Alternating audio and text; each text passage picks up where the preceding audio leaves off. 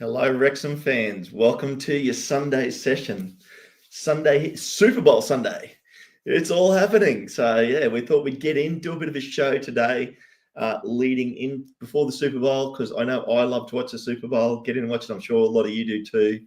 And I will bring in our fearless leader. How are you, Josh? Lead you. Where am I leading you to? That's the question. Like, what is?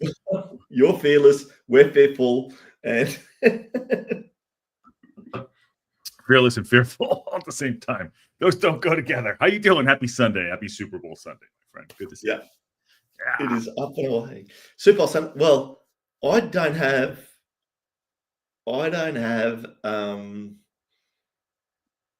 what's the word I was going to say? It's something in this fight. I don't support either one of these teams. Okay. Neither do I. but I am going to go for the Eagles because of Rob. Me too. I'm going for the Eagles too. Yeah. Eagles. And we do have someone else in the background. Give us a thumbs up when you're ready. So that's all good. And we're gonna get into it. We'll bring him in now. He's probably finishing up his pizza. He's just finished his pizza.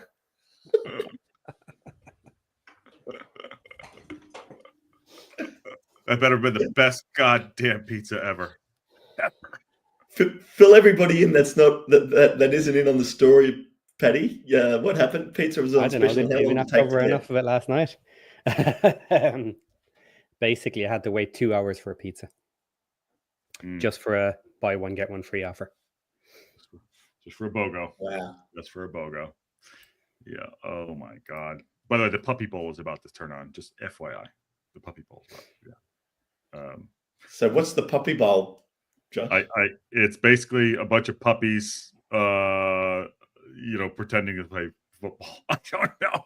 It's so bad. It's so bad because I love it. It's so cute though. It's all that. On that note, I had to wake up in the middle of the night. The outside kittens that or cats that I had, someone was having a fight, and I went out there at like 3 a.m. to go break it up. I saw one of them, so I've had no sleep, which is awesome. There you go. Wow. Things we do. The things we do. Things we do. Well, today, I mean, these boys know. I put it in our private chat what the plan was for today. And I loved Paddy's comment was, wow, deep dive. Mm-hmm. And it is, how deep do you want to go? Because everybody knows the players. Back-end staff, I don't think anybody would even be able to name half our back-end staff if they tried, unless they're an absolute Wrexham fanatic. Yeah, I don't know. I don't know the staff. You're going to have to inform me on that for sure. I mean, because I didn't even read you. So there you go. It's coming. And look, we'll get into a bit. We're not going to cover them all today, but we are going to just get into a few. And we're not going to start with them. We might make this a two-parter, and we'll finish off with the gaffer, I think, Parky. Mm-hmm. So we'll start down the other end. But just to give you an idea, we've got roughly 20 staff in the club that are dealing with the playing squad. And thanks to Steve for the chat too, by the way, the super chat. Really appreciate it. He's a Britney fan. But anyway, there it is. Josh is on it. So This is on Transfer Market. This gives you a bit of an idea. This is the coaching staff at the top there. You see Phil Parkinson, Steve Parkin. So it's Phil's the manager, assistant managers Steve and Dave Jones, Aidan Davidson, goalkeeping coach. Then you've got a fitness coach in Richard Hill. Then you get into the analysts. So you have Ollie Stones as the chief analyst, Kyle Crutchley and George Parkinson as match analysts. And then the performance manager, Kevin Mulholland, who is a physio. He's the physio. Now, they talk about him a lot. They do. So that's the coaching staff. Then we get into management. So obviously now it's Michael Williamson and Sean Harvey. Board of directors, Rob Ryan, and then they've got Les Reed as an advisor.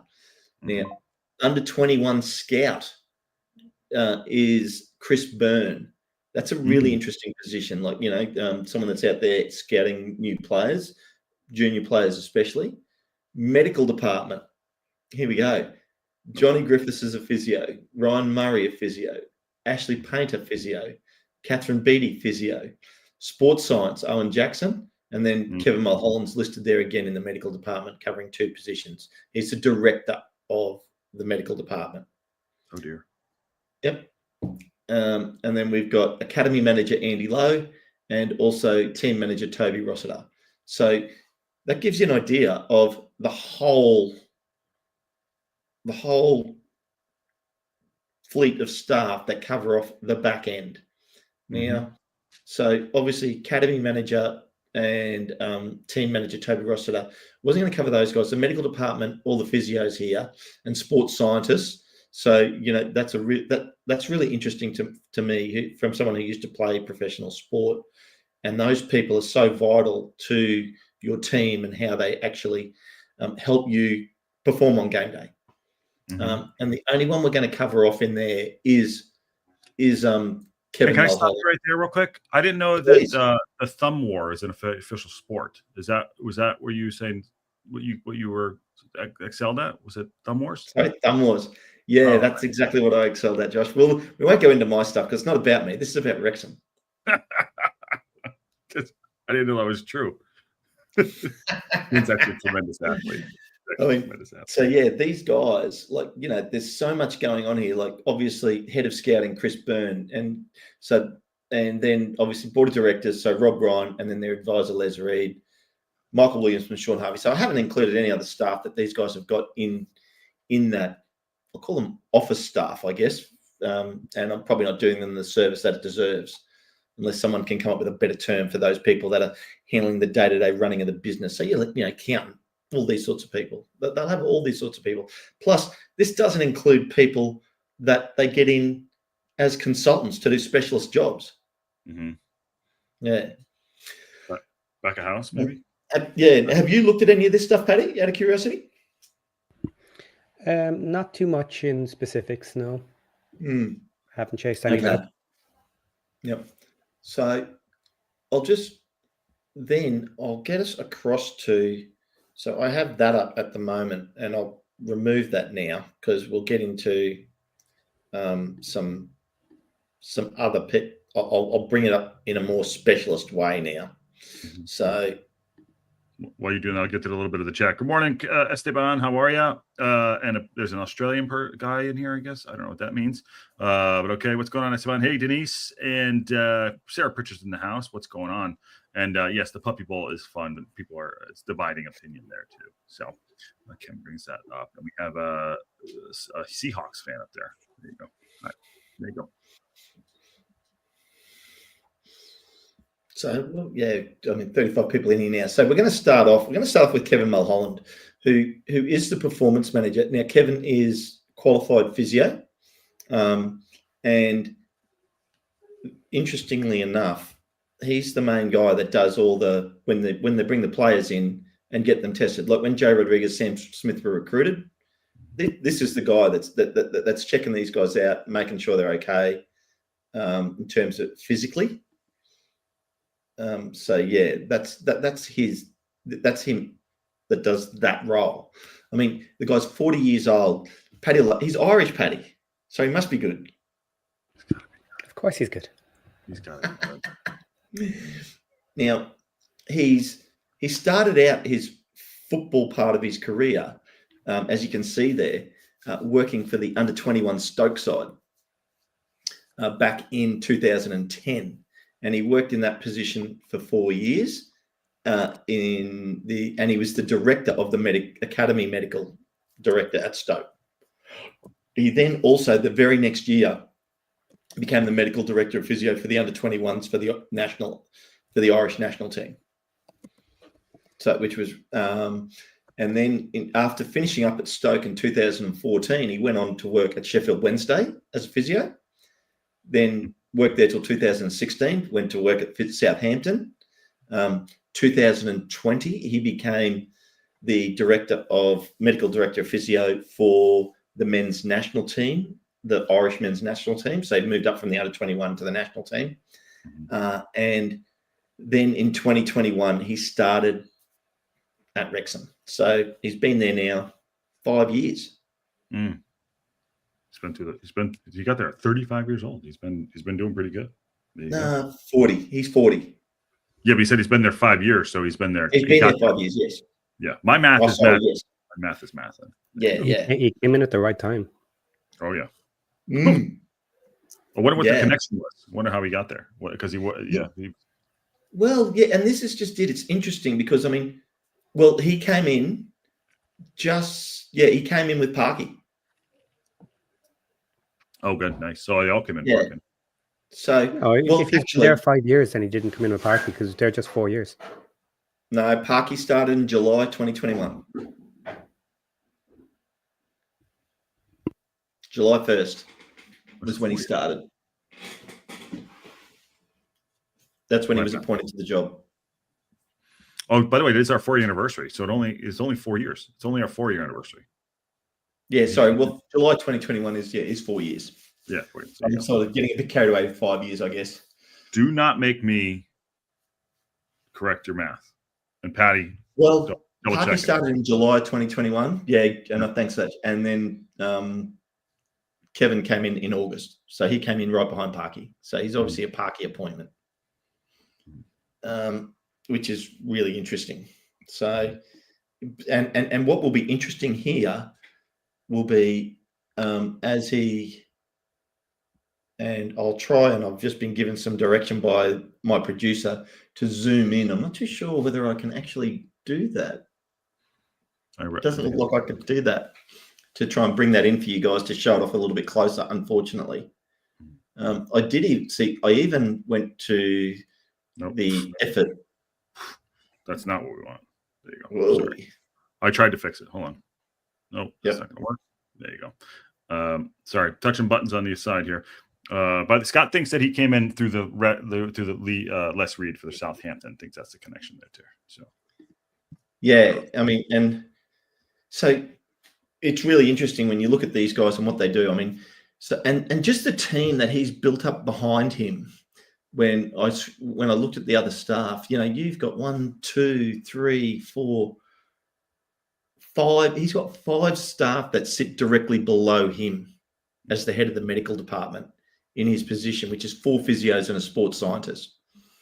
So, these guys, you've got 11 players on the pitch, plus the guys that are on the bench, plus the guys that are just turning up and warming up on the pitch on game day, that literally, like, okay, so let's say Jacob Mendy's not even in the squad, comes on and for the day, comes on, does some warm up because he's trying to get back to fitness just before the game and he's there to watch the team, comes off, he's probably going in, getting a massage, getting stretched out, checking his lactate levels, checking all of this sort of stuff straight after that session. And that's what these people do. Sarah's got a good question there. The amount of people on the physio team is crazy. Are we lucky or on par with other teams?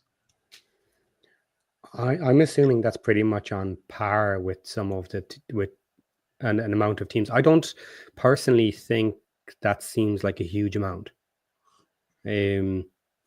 Because if you consider, okay, yeah, we just mentioned the size of the squad. One, you have to include everybody. So you're up talking 25, 26, 27 people. That's without stretching too far into the youngsters who will be around the team as well, because they're in the cup matches and stuff. So if any of them get injured, they would likely be under the physio team as well. And someone like Mendy, who is dealing with an injury, they would likely be even more work for the physio team, because that's a long-term situation to deal with. Same with Rob Lainton. When we saw on Welcome to Wrexham, he was dealing with his hand issue for months and months, coming in for treatment. So in some respects, the first 11 might have very little to do with them, bar the general rub downs and general wear and tear and care. Yeah, and you're exactly right, because I mean we don't have a massive academy and under 21s and reserve team, women's team. There's a whole fleet of players, squad of players, and all these. As the club grows next year, when we're in the championship, guys, this will get bigger and bigger. Oh yeah, I mean, it doesn't seem that much to me. It looks like we're probably on par. John Merrill's in the house, probably licking his wounds after getting his ass kicked yesterday by Newcastle, for a good loss. Well, you think about it. I could be pretty confident to say, like a team like Crawley or Shrewsbury their department probably wouldn't even be as big as this. And I haven't looked, I don't know, but I wouldn't be surprised if it's not this big. Yeah, I would absolutely agree with that. You're probably taking 2 or 3 out of the physio team, most likely. Yep. And that all adds up over a season in terms of recovery, amount you're able to treat players, all these things. Yeah, so a lot going on. So next up, that's our medical team, I guess, for want of a better description. And there's one other guy that fits within that, but he comes on a little bit later on in this breakdown. But next up, we're going to get into the match analysts. Now, Ollie Staines is the chief analyst, but we're going to start with George Parkinson. So I'll get this out of here. I'll let you guys. Quick question before you move on. Sorry, I'm just working the chat. Where was you go? Did I miss any? Have we have on the physio staff? Was that 10 or 8? Am I mistaken? Is my math? I will give you the exact number. I think it was 8. 1, 2, 3, 4, 5. No, 6. 6. Sorry. There you go. Dave watching from, I think, New Brunswick or Washington, one of there too. So it's 6. Okay, 6 right there. Yeah. Does that include? So Tess is asking, wouldn't that include people like the athletic trainers? Question mark. Tess is asking. No, I wouldn't think so. No. There's a fitness coach that I haven't brought up yet. That's not involved in this squad. Mm-hmm.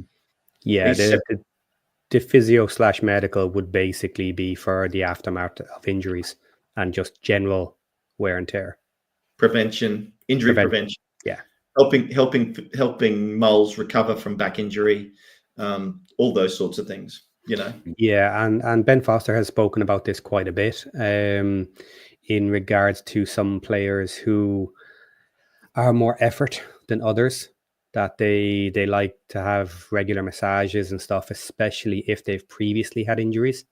So they may need more assistance in pre-match before they play a match, because they like to have more of a massage than others. Some might only do the legs, some might want whatever.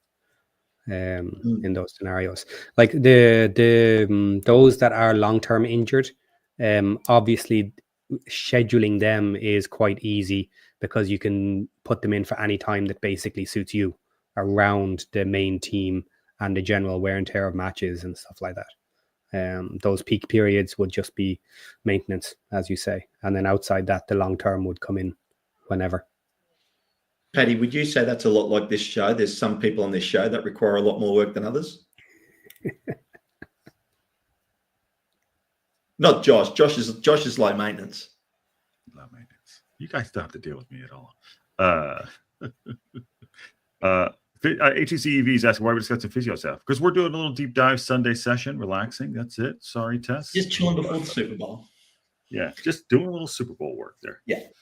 So I was going to do this the opposite way, but I think it might actually flow better if we talk about it in this direction. So in terms of the analysts, we have 3 analysts. So we have Ollie Staines, who's the chief analyst, and then we have Kyle Crutchley and George Parkinson, who are the match analysts. So George is Phil's son.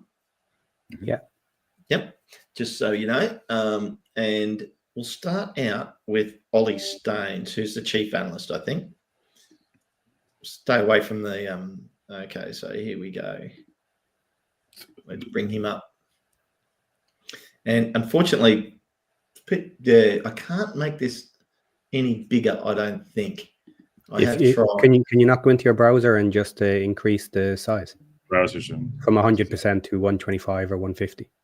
Well, I'm in Chrome and I'm just looking for how I would actually edit. Let's have a look. Let's resize. Yeah, go into 3 dots and zoom. No, 3. No, I'm on a. No, Okay. That's new Chrome. The 3 dots is new Chrome. Here we go. Touching buttons. I got right here too. You got it? Open Chrome. Here we go. Here we go. There you go. Here we go.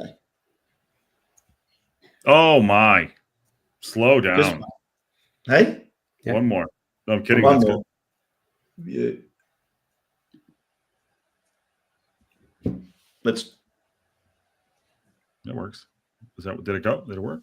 Is that better or not? Not really, is it? You can do Control plus. Control plus.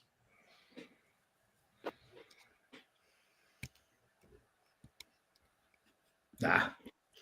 I think that's running multiple screens, Josh. I think I'm getting myself into a.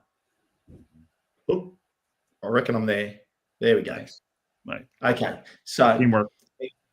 now he's basically started his career as in football as a FIFA match analyst back in 2021, and he did the job for 3 months, which was interesting. So that must have been at a tournament.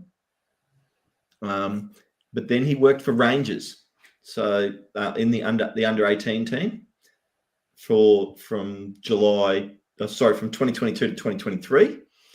Then he started as the chief youth analyst and the chief senior analyst. So he covers the whole men's side of the analysing the football games. I don't know whether he's not listed on the women's and does women's, but in here it doesn't say anything about the women's. And he has 2 staff, obviously, underneath him in George Parkinson and Kyle Crutchley. Now, I mean, these guys are basically doing the breakdown of every game and then probably providing notes and everything to the players and video footage to the players to watch back.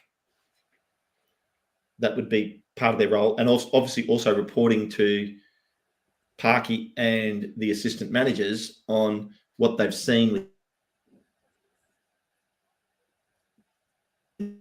within the match to break gives us they have to do. So, I mean, you guys got it. Paddy, you got any comments on this right now? No, it's the new side of football, data-driven analysis for all aspects of training and matches. So you'll see the guys wear like a type of a bra type bib thing over their chest that actually has a GPS tracker in it. And some of the new ones actually read all your biometrics as well. So lactic acid levels, obviously heart rate, blood flow, blood oxygen levels. It's amazing what some of this stuff can actually do now. And it's really interesting for the coaching staff to then break that down because they can see when players need a rest, how they're struggling, and everything that's covered off there. Josh has lost it now. What are you laughing at, Josh? Marcus, sorry, I'm watching the Tottenham Aston Villa game out of the corner of my eye, and I almost broke this guy's leg. Oh, God. Sorry about that. Okay. Yep. Ben Foster actually very recently mentioned this again. And he was talking about it and saying that one element that at least was overlooked, I don't know if it currently is that you really need player buy-in. And he said the missing element often is that they don't get 24-hour tracking of heart rate and everything else, which if the players buy in and will do their own home tracking, you can get their sleep rates, you can get their blood pressure, all of this sort of stuff during rest cycles and outside of training days. And if you actually have 24-hour coverage 7 days a week, it can make a big difference actually, because you can tell how much rest someone needs outside as well, because you have ideas of how much rest you think they should have based on energy consumed and tracking the data. But then if they go away for 2 days before their next session and you have no data at all, you're assuming they're back to a baseline, whereas they may or may not be.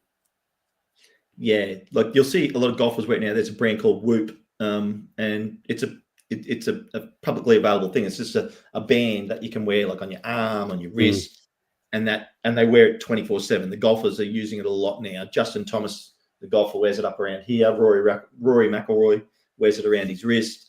And yeah, it's measuring 24/7. Yeah, Sarah's thinking like it seems a bit invasive though. But I guess if they're paying your salary, shit. I mean, that just scares the crap out of me right away. Yeah, that's an interesting question. It's like, how much money do you need to pay me in order to know how much sex I have during the week? You know. Well, you know, young Maxi might come in on a Monday, good looking young rooster, and the boys will go, "Oh, it looks like Max had a good weekend." The boys call him in now, say, "Hang on now, you're exercising a bit too much on the weekends." This was not a recovery session. You've not recovered this weekend, Maxie. Mhm. Well, I guess it's not like the old days where, like, pints after the game, cigarettes at halftime. I mean, this is completely different business. Slapping a steak on a black eye. There you go. Mm-hmm. Mm-hmm. Yeah, see, Sarah was thinking the same thing I was. Oh yeah. Yep. Oh my God. Exactly. Well, you guys are both in the dirt. I may be cynical, says Hip Karma to Sarah Pritchard. Why, hi, Hip Karma. Given the money they're being paid, it may be contractual. Yes, it could be. Yeah, it could be. It could be. And then Esteban says, this conversation reminds you of the Ivan Drago portion of the training montage. Well, minus the steroids. There you go. Yeah. Minus steroids. Yeah. What about Sly carrying the log in the snow? Oh, it's the best, isn't it? That's the best. He didn't dye his beard. There you go. I think that one, Josh, you're taking that one a bit to heart. Your hair's not dyed. Look at all that silver fox in the facial hair there. Somebody messaged me privately, said, "Why are you dyeing your hair?" I assure you, I'm not dyeing my hair. I'd rather shave it. Could you imagine if they did have 24-hour tracking on every player, and then they get called in for a team meeting on a Monday, and Parky decides to put up the data tracking on McLean and say, "Right, lad, you're all a bunch of pussies, huh? Why aren't you exercising every single day?" Well, even I flipped my car. I did the commercial. I was doing shadow boxing in the back. You guys were dancing. I was working out. That's what he was in the background working out. He was working out, and they're dancing. I've just had a thought. Imagine if he had been wearing a tracker. Oh, he might have. And actually had the data from it. He might have been. Actually, it'd be really interesting, though, wouldn't it, to see it? Yeah, my heart rate didn't go up above 100 as I was flipping the car. And I don't know whether people noticed, but in the last couple of games that he's played, he had a full bandage around his hand. One here and one here, yeah. Yes, yeah. And I mean, Ben Foster mentioned when in some of his interviews when he would get to the training studio early, and McLean was already there. And so, and you add that up over a year. You add up, say, even half an hour, 3 days a week. Extra over a year, that's an extra 90 minutes by, let's call it 40 weeks. That's an extra 60 hours of training a week that Macca's doing on top of everybody else. That is like water in the well. So yeah. There you go. Sorry, go ahead. There you go. I've done a couple of Ironman triathlons, and that's the way they used to refer to it when you were doing your training, because like it's putting water in the well, and race day is when you're going to take the water out of the well. And there's only so much water in the well because of how much training you've done. So sooner or later, you're going to run out of water if you haven't done enough training. Oh, wow. But interesting with Ollie Staines, like he did his bachelor's degree of sports studies for 3 years at the University of Derby. Have I pronounced that correctly for you, Paddy? Yeah, I'm not fussy. Close enough. And then he did his master's at the University of Worcester or Worcester? Worcester. Worcester? It's Worcester. WORCEST. And yeah, so performance analysis. And that was another year on top of that to do his master's. So that's 4 years to be what he is today. So there's a guy that's done, and there's so much in what they do now. And under him, interestingly enough, he has, and we won't go too deep into these two guys, but Ollie, in terms of Kyle Crutchley and George Parkinson. But what I will do, I won't bring it up on the screen, but because this is all public information, I'm not like getting in deep in. This is just a link, like I can do transfer market and then LinkedIn profile. And the LinkedIn profile, this is interesting. So Phil's son, George, used to be a finance assistant. So he was a paid intern for a print management company, a finance assistant, a sales ledger officer, an insurance claims assessor. And then he went on to work with Parky as as a match analyst.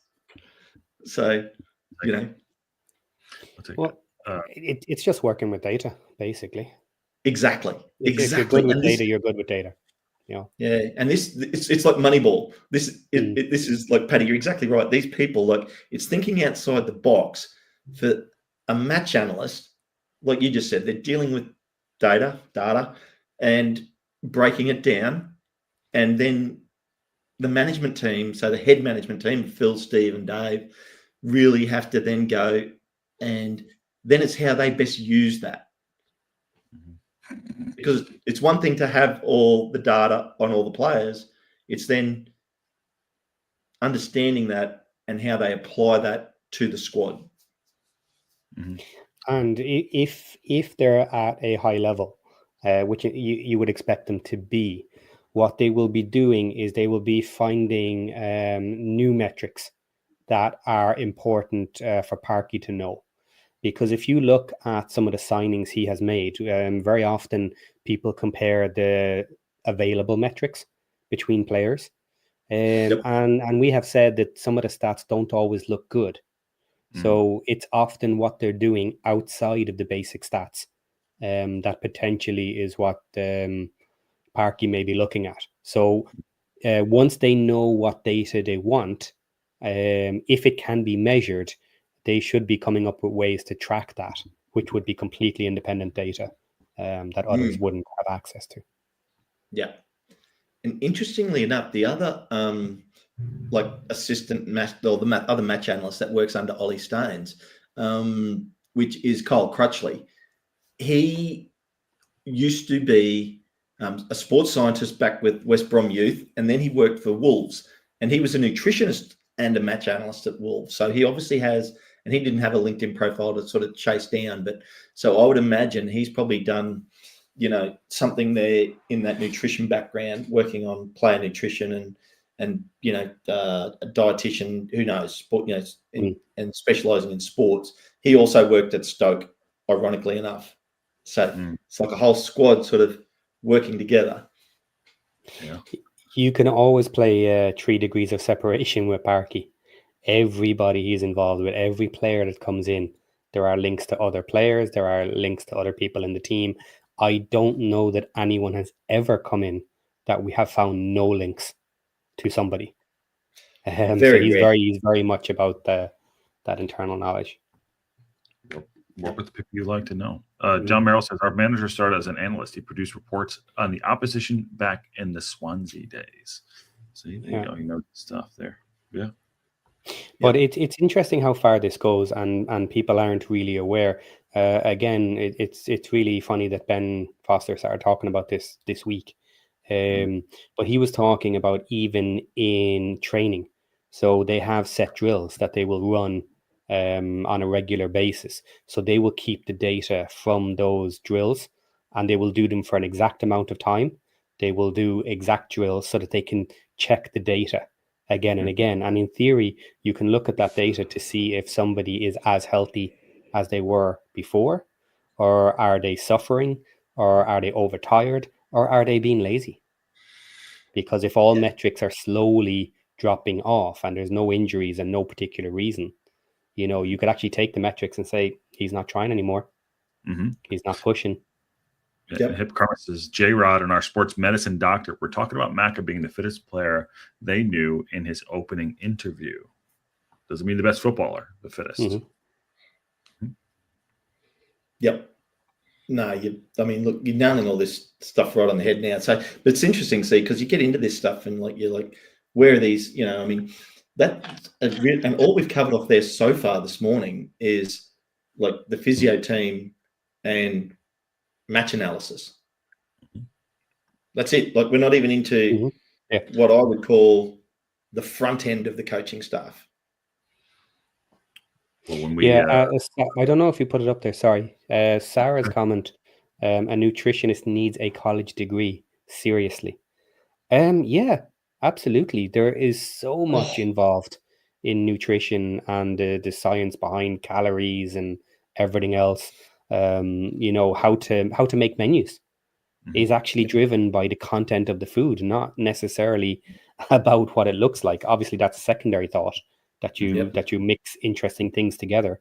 But yeah, it's the science of going through every single thing that they put in their mouth and Yep. analyzing Good. it to see, are they getting too much of something and not others? And also the other way around, when they're doing blood tests, if you know they're lacking in something, instead of giving particular vitamins, then you increase their diet, something else. Yeah. Good fats versus bad fats, Mm. complex carbohydrates, simple carbohydrates, Yeah. proteins, and the levels of all those, when to eat. So in terms of Yeah. your digestion, so how soon before, how long before a match do I eat, so that I'm ready to perform at my optimum level, that my digestive system has digested enough food that I'm ready to hit the pitch and go flat out. Yeah. I go ahead, Josh. Guys, I use the Michael Pierce thing. It didn't probably lead to what you're about to say, Patty. Michael Pierce said, Okay. did they say the recruitment's not going to change? It's going to be Moneyball type, going to be a data analyst on each player and on a committee short of and commit a short of thing who look all over the decide. I don't know. I assume that's on a committee sort of thing. Yeah, We committee look sort. at it as a Yes. group. Yeah. It already is. Mhm. Just it depends on how far you want to take that. So the managers are having less and less responsibility for this, and they're becoming more coaches. And this is one of the issues that we talk about with Parky. If Parky leaves and another manager comes in and wants to change the style of football we have, that's a massive undertaking for the club. So when Parky leaves, there is potential that the club brings in a director of football who will decide what we want going forward as a club. And then the coach / manager that comes in will be guided, and that's it. And if they leave, another coach will come in who will take over what they're being told to do. And this is the style that it's potentially going to. And you may not have wonder managers anymore because they won't be given as much control. Do you know what It's not just that side of it, Paddy. It goes both ways. Like Parky leaves, 10 of these guys go with him. Yeah, Good. great news, Stefan, too. You know, like no good like, because no offense, if he goes and we do want to change, there's a significant number of players will need to change as well. That's potentially players, part of the problem. When we go I up, was just talking about backend stuff. Sorry, Josh. Oh, sorry, you were talking backend. Yeah, of course. Yeah. I think often a whole new team come in. Yeah. Goofy Spot says it's genuinely crazy how much footballers need. Yes, one thing I get upset, what I get bothered about too is, we have places out here in California. They're nice places, to have good quality local veg and meat, and it gets expensive. My point of that is it shouldn't be expensive, but to feed 30 footballers, even the youngsters, it goes up to 50. This stuff ain't cheap. So there's a big investment in what's going on here to make us successful. And if you're right, I think it was you, Patty, had said it. Just like how much does it cost? You're going to pay me enough, I'll do whatever you want. And you should be committed. I mean, when I was younger, I was committed to everything. It's like do I play sport? Whatever they tell me to do, I'll do it. So there's something to that. I just don't like how it's expensive, but we are spending a lot of money if we're serious when we go up and we win the league. Yeah. You go, Patty. Yeah, just back on the nutrition side of it a little bit, which is all brought in together as how deep do you want to go? What I was going to mention earlier was a comment. I don't know who said this, but it was a quote from one of the players talking about 12:30 matches, that he didn't like them. The quote was, "It's completely unnatural to eat pasta at 9:30 in the morning," because you mentioned about timings and when to eat and to get your food to digest at the right time and get the energy to spike at the right time and stuff like that. But that comes down even further. If you look at the canteens and the kitchens, so what do? Do you actually ask your canteen staff to produce an exact meal within reason, of course, for individual players? How far do you take it? Do you take it to 3 different meals, 5 different meals, 10 different meals? It gets serious when you're going down that road. Well, and it's a lot of money.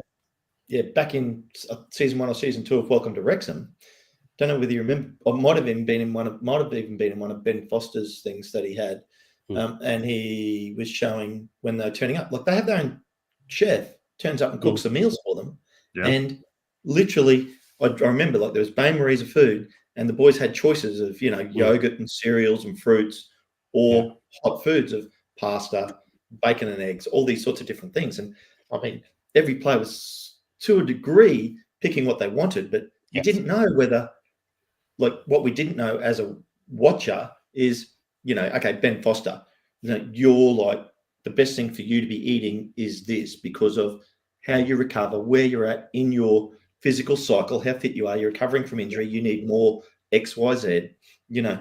These guys, like this, it's a deep science. Yeah. Mm-hmm. It would generally be of, I guess, people who are coming back from injury and stuff like this, where their food would be monitored more closely. And average footballers in peak condition and whatever probably don't need an exact meal plan. And as well, you teach them how to eat and how much to eat and whatever. So they have meetings on this. They have sessions, and they're supposed to do their own job as well. We provide this for you. You're supposed to have this much pasta, this much meat, and you should be able to do it yourself within reason. I had a dietitian. That used to do 3-month meal plans for me. And then when you had your meal plan done up, like it was, this is what you need, and she said you need this much protein, carbohydrate, and whatever. And, you can have these meals, and this is a recommendation. You stay within this. And then let's say, for instance, I've rolled my ankle, which I did when I played tennis, like roll my ankle. And then you're down, it's like I'm not training for 2 weeks. So I'm icing it. Literally ring her up and say, I'm not doing 6 hours on the court every day. Mm-hmm. She adjusts the meal plan and email it to me. Yeah. And that's with injuries. What's extremely important is that players don't overeat, because when you're used to burning a lot of calories, you have increased your food consumption for that reason, because you need the calories in order to do the exercise. And if you get an injury, let's say a leg injury, and you're out of a lot of exercise, you massively have to reduce your consumption. And it's not something that's very easy to do. It's why people, when they get injured, even at home, generally put on weight, because they don't have the need for it, but they still eat the same amounts. That's been my problem, Paddy. I haven't changed my nutrition plan from when I've stopped playing sport. Sarah says, I consulted with a nutritionist so I would heal properly after my surgeries. It's very important. And meatballs in the morning, I like it. And going back to the expensive stuff, yes, meat is expensive, especially in the States right now. And John Merrill says, I consulted with my nutritionist. He recommended beer and pizza tonight, and I'm thinking on to a winner. Don't go to the place that Patty went to last night because you'll wait 2 hours for a BOGO. Yeah. Yep. And then happy 4th anniversary, Murray from SoCal. I hope you're doing well. Marie's gonna have that surgery on her shoulder too. So we gotta all please give love to her as well. But yeah. And Marie, I don't know whether you noticed in Wrexham, the boys were giving away free drinks. They were giving everybody either a Wrexham lager, an aviation gin, or a Fourth Wall whiskey. Is there a connection there? It's weird. Weird. I can't. Rob is down in New Orleans right now, by the way. He was pouring drinks last night at a local pub. Just FYI, he was pouring. Wow, that's right. He was too. I saw the photo of him and Caitlin and the family down there in their Phillies gear. In their Phillies gear. Yeah. But he was definitely pouring some stuff right there. Who was Brady's guy? They had him on a horse cocktail that God knows he's probably de-aged himself about 20 years. Who the hell knows at this point? He was a chin specialist. Yeah, that guy's out here in LA. Him and get the jawline. Yeah, there's a few of them that went out there too. There you go. And Chris Wright says Wrexham in championship next season. Wrexham need 30 million new players. Well, that's a whole other conversation. But yes, we'll see. And just talking on that, like we talk about the players and how much we've got to pay them. Like, you go and add another 6 specialists to this back end staff. That's another 1 to 2 M's. They ain't cheap. And so it's all very interesting. And actually, just to I don't think we'll go too. I think we might get into some general chit chat now, because we've covered off about half the main management team. We've got about half to go, and we get into the meaty stuff next. We get into Parky and Parkin and Dave Jones. Ken just did a 45-minute tease for the next 45 minutes. Well, hang on. That's Hello. nothing like the tease for the Mark Griffiths interview that's coming up later this week, Josh. That is correct. Yes. So Ken just dropped following the up P. from Paddy with a two-parter on Andy Morrell, which was awesome, Paddy. Really good. Now all of us, all the fans and me and Aaron and Paddy for that matter, can now critique Josh on how well he does with Mark Griffiths. Yeah, I emailed Mark Griffiths about 3 months ago, and he actually apologized in his email. He's like, I don't know what happened. I didn't get back to this. And I don't know what the connection was, but the day the Andy Morrell came out, I could probably think this is probably where it came from. He emailed me back and he said, happy to come on whenever. And so he and I have been exchanging emails. This Thursday, the 13th, we're doing an interview with him. I asked him about 4 hours ago, do you want to do it live? Do you want to do it recorded? So, but it will be Thursday morning. And if it is recorded, it'll be out Thursday afternoon. If it's live, get your questions in. So much like Patty took questions, DM me in the Discord, or you can email me. The email is on our YouTube page for the questions you want. And Bruce has already put a question in. So there you go. And Michael, so it's going to be fun.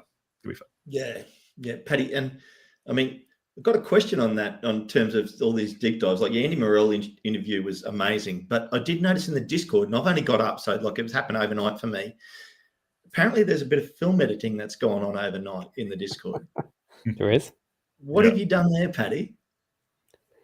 Well, see, this is why you need to be in the Discord, people, because you miss out on all this good fun. So some people seem to think that I look like Robert the Bruce from Braveheart. So that gave me an idea, and I decided to edit some things in Braveheart. And those clips are available in Discord. Get the link to the Discord up there, Josh. Whack it in the comments. Well, hold on 1 second. I will do that. So how long is that clip, Paddy? I'm going to watch it later today. 3 minutes. But we can work on it. I tell you what I watched last night just before going to bed in my YouTube feed was the 2025 Super Bowl commercials. So I saw some short clips of some of the Super Bowl ads. It's probably my favorite part of the Super Bowl is all the ads that get done. Yeah. Okay. Hold on. By the way, just breaking news. Actually, I don't know if I put that up here. Well, actually, that's not what I want to do. I'll ask his permission first. Hold on, let me cancel that. I'm not going to put that up there. I won't put the picture up. But breaking news: Aaron, who's not here today, his son won today in his wrestling match. He is the big winner. So just want to put that up. Was that Brandon? Yes. Yep. Yeah. Yep.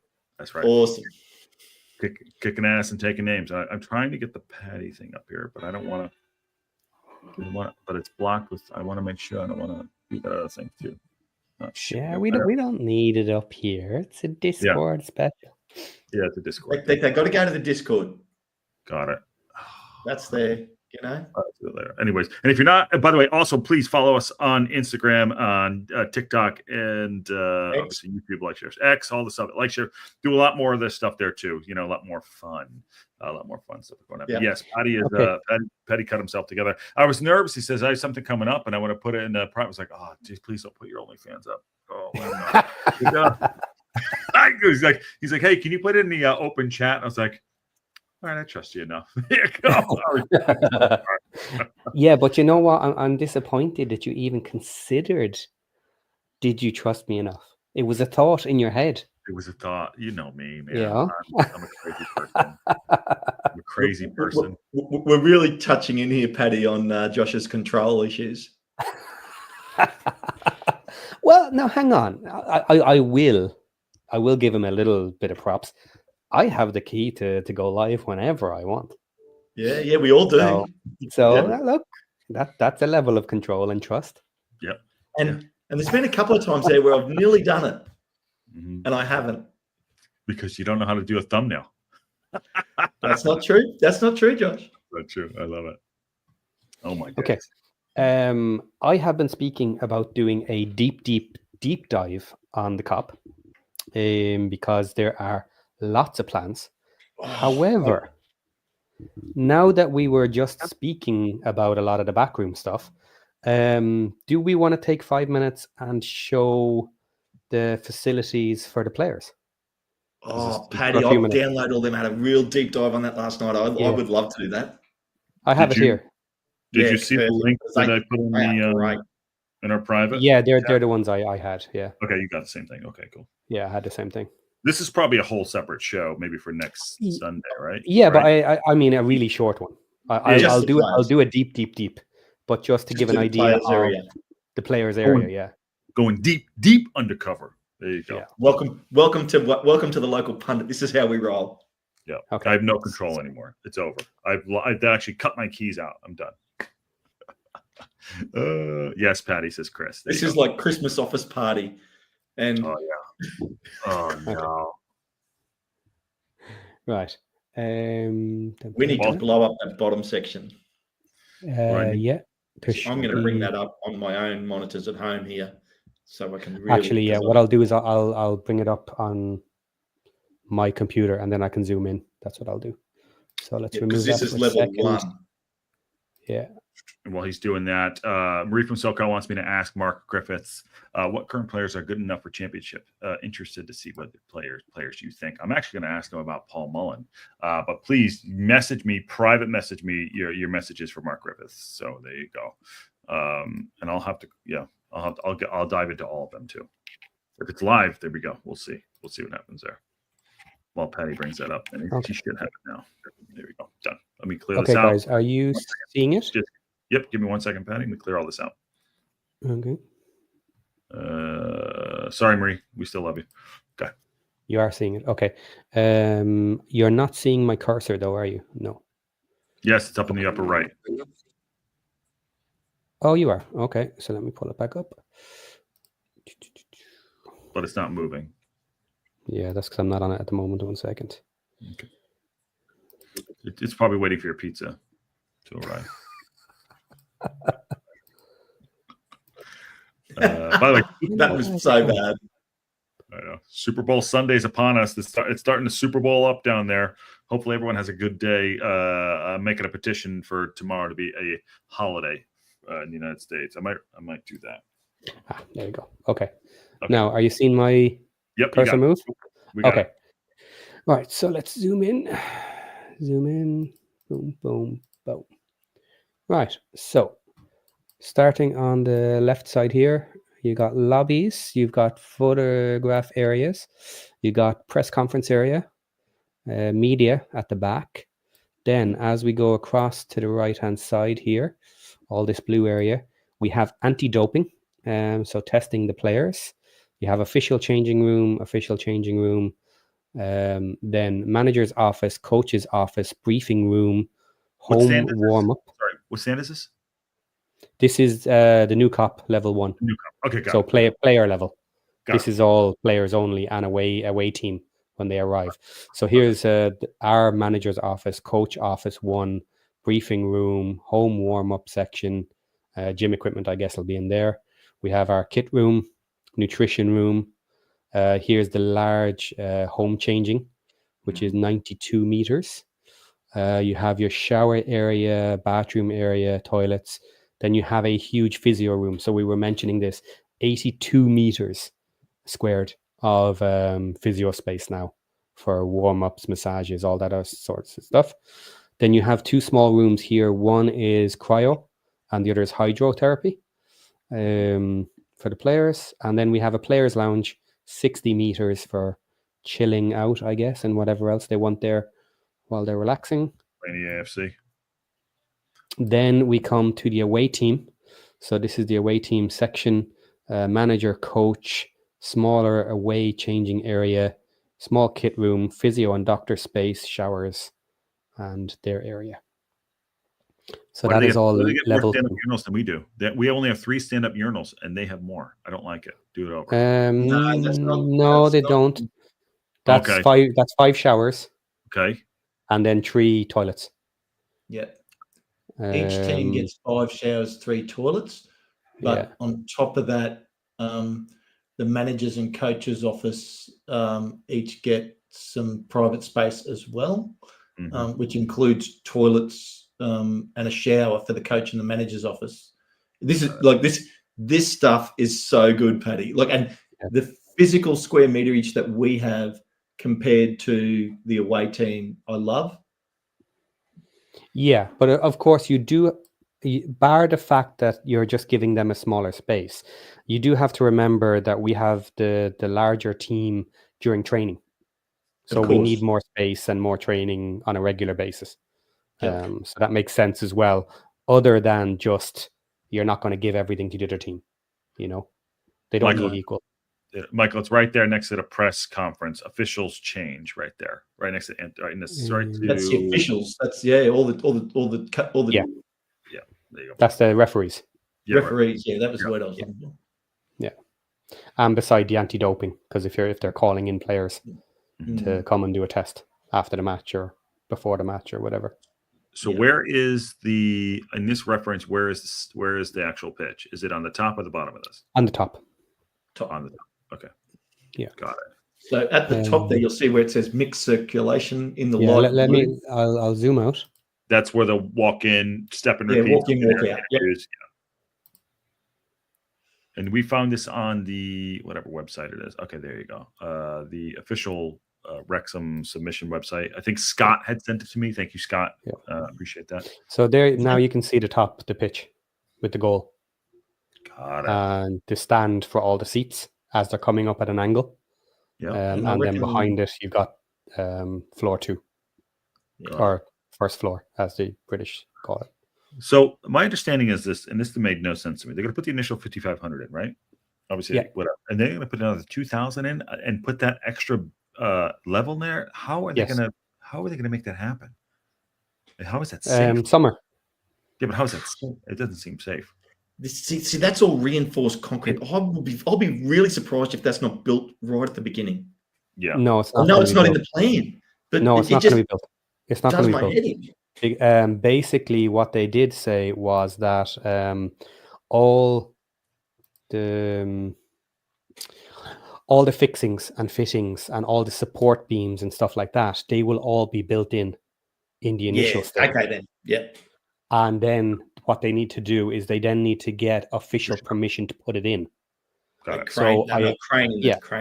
So I assume the way they have designed it is that additional 2,000 seats can be put in 3 months or 2 months. So that just takes out a summer season, the summer off season, and they'll put it in, and that'll be it. But they have the remainder of the year to put in the planning application, assuming they want to do it the following year, which I doubt. So they probably have 2 years to get all the planning sorted. And I'm guessing it'll be the season after, where they'll add the extra 2. My main concern is where do we go for the setup for the live watch alongs at the game for the local pundit? Do I need to put that in the plans now? No, it's on Paddy will have it, but we won't do it today. But it was on level 3, Josh, in this stand, and it says TLP area. Does okay, cool. Thank you very much. All right, cool. We need the official setup live watch alongs there. That's what we need to do. And if you went into a deep dive on the application submissions, you would have noticed that some of them are redacted, and that's where the information about the local pundit is that you can't see. Yeah, I'm still working on it. Esteban says, would they walk? Sorry, would we? No, we won't. We don't walk on the pitch, not yet. But if that's all right, good. Then I can calm myself down. From the end. Okay, sorry. So Esteban is asking, how do we get out? How do the players get out onto the pitch? Yes, the players will come out from the cop end onto the pitch. Yeah. So leaving aside whether you want to play to your own fans or the cop end first or last, in theory, what I would do is, if you get the choice of which end to play first, I would go to the far end, and I would play towards the cop in the first half. Yeah, play the tech end in the first half, cop end second half. Or have I done that the wrong way around? No, yes, no. Actually, I have. Sorry, I have. No, I would want to play away from the cop end first, because when halftime comes, you'll be faster getting into the changing rooms. Because then when you come out later, you have more time. Yeah, I think that has more to do with the momentum of playing towards your main fan base in the second half. Yeah, but we have fan base on both ends. That plays. that place Yeah. could be rocking. But they might put the away fans in the tech end once this is built. I doubt it, but they could. They could in theory. That's a but big I doubt it. allocation. That's a huge allocation. That is a huge allocation. Hmm. By the way, the second floor will be fabricated massive concrete sections.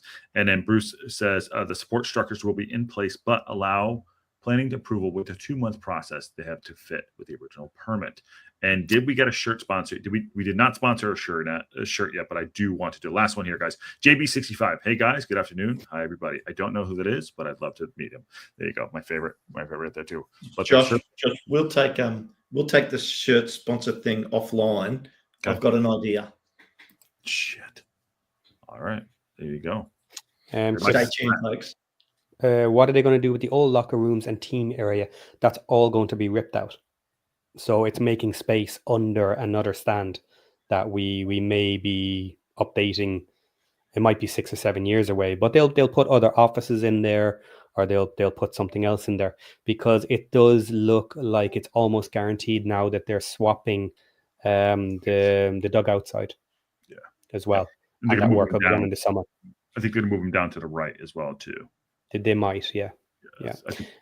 You were talking about the supporters, the away supporters as well, and someone had a very good idea.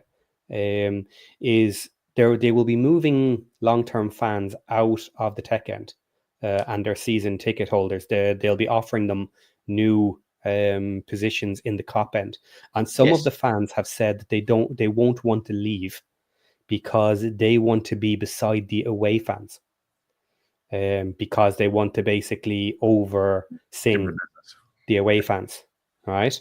So what someone suggested, which I think is a very good idea, is actually to move the away fans up to the side beside the new cop. Oh yeah, and then have them up that end, and then but there'll build be members that have tickets there already, Paddy. Then they'll have to everybody has to move anyway. Some people don't want to move. They say they've been there for 40 years, whatever. I don't care. I think this is gonna. Things change. People will be moved. They've already been told.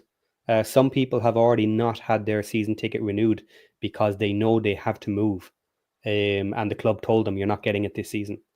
You're not getting it back until we have the new cop." Mark this up. This is going to get. There will be. Bless you. This will be. There's going to be some friction. This, like you just said, people are what? Some people, you can't make everybody happy. Like Katie said, they're going to have to move people, and there'll be a lot of kickback on that. People won't want to move from their seat that they've had for the last 10 years. There will be friction. This is my seat. I ain't moving. Shit like that's going to happen. Well, you won't have a season ticket, so tough. I don't. I've tried to get season. I've tried to buy 4 season tickets. I was told to F off, basically. But we'll make it happen. Just on that note, going back there too, Bruce says 2,000 fans comes down from the top floor. That's where the luxury seats are the floor below the top floor. And Bruce goes on to say they can put in a rail safe standing in the tech end the next year and keep development buzz going. There will be growing pains. There will be growing pains. You can already see it now over $10, with 10 quid. I'm not saying yes on either side, but you can see there's going to be growing pains. People are used to what they're used to. They're used to routine. Yeah. This is my seat, all that stuff. So I can see that.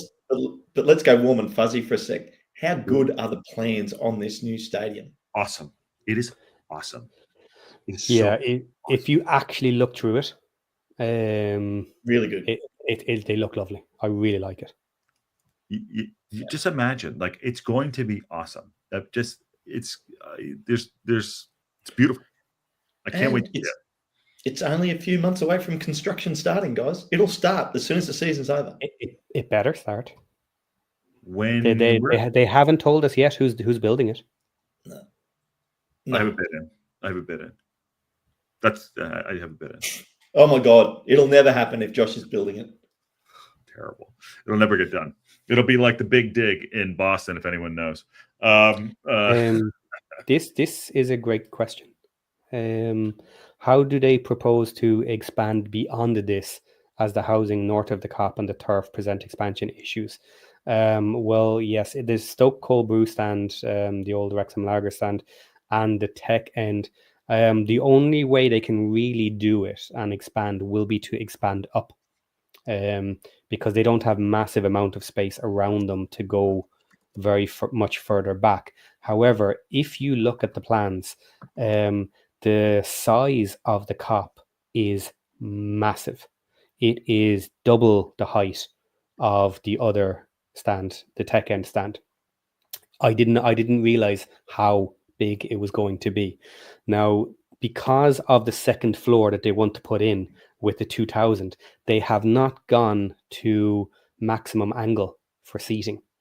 Maximum angle is somewhere in the region of 35 degrees, and other stadiums have that.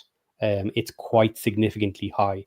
So I would expect that the tech end, when it gets done, instead of spreading backwards, they're going to go up at the highest angle they can get, and they will add in extra thousands that way. And if they're allowed to go as high as they have already, it'll be shorter at the tech end, but it'll be much steeper. So yeah, I mean, look, we've got a lot to get into there, and this, Paddy, I think this is a whole show in its own. Next Sunday session. Yeah, like yeah, we could go for a whole hour on this, and like I've only covered half the management stuff, I think, and like yeah, so I've done some detailed drawing, measuring, and everything on this, especially in a couple of areas of the current configuration. But anyway, we'll leave it there, I think, on this for today. Always leave the fans wanting more. We don't have any fans. What are you talking about? But yeah, so super excited about this new development. I was really happy. Dave Foster, thanks for becoming a new member. Thanks, buddy, for becoming a local pundit member. That's awesome. On that, if you haven't liked today, don't forget like, subscribe. We don't need to say it very often. Share it. Send it out to somebody else that you know might think might be interested. Your dog, your cat. Yeah. A busy week coming up too. We got a busy week coming up. So look, we're less than 2 days away now from our game against Bolton. And on a little secret little tidbit on that one, who used to be the coach of Bolton? Some guy named Phil Parkinson, right? Yep. So who's he going to play? Who's he going to play? Well, he has to go near enough first 11. Oh yeah, he has to. All in. So, he's going I all in. swear to God, if we don't get through to play Posh in the semi-finals, I'm not going to be happy. This is we're actually, going all in. Paddy, have you sent an email to Parky? Because I know that he knows, he watches us. He knows. And I think Paddy is definitely when we beat Bolton and we get to play Posh at home, yeah, I think we need a special lead-in show from Paddy. Okay. And everybody everybody can throw out their special Posh questions for Paddy. Oh, okay, got it. Now I understand. I'm like, we're already doing a lead-in show. We do the build-up show. No. I'm talking about a lead-up in the days before. Okay. So another production meeting, guys. Yeah, for sure. No, Paddy, that has to be you. Mm-hmm. We should get. Is it Ashley from the podcast? Yeah, Ash. I'll talk to him. I'll talk to Ash privately if you want. Paddy v Ashley battle. Mm-hmm. Be good. Just on that note too. So tomorrow is a Monday. We'll do a WREXfast Club tomorrow. Tuesday lineup is full slate for us. Build up show 10 minutes before the drop of the 11, which is awesome. which is an hour 10 before kickoff. That's right. And you two boys are going to be doing that. Then they toss to me live watch along. We might work out the halftime stuff. Then right into Wrexham time call-in show. Paddy's hosting the phone-in show, which is going to be awesome. And then Wrexham reaction after that. So full day on Tuesday, which is awesome. And then Thursday, interview with Mark Griffiths. Message me what you want me to talk to him about. It could be live, but I think it might be recorded. But it could be live because we do shoot the rehearsal. So that's a big week coming up on the local pundit. Well, any last words, Paddy? On that bombshell, we're going to beat Bolton and get Peterborough. Guys, we'll see you next time.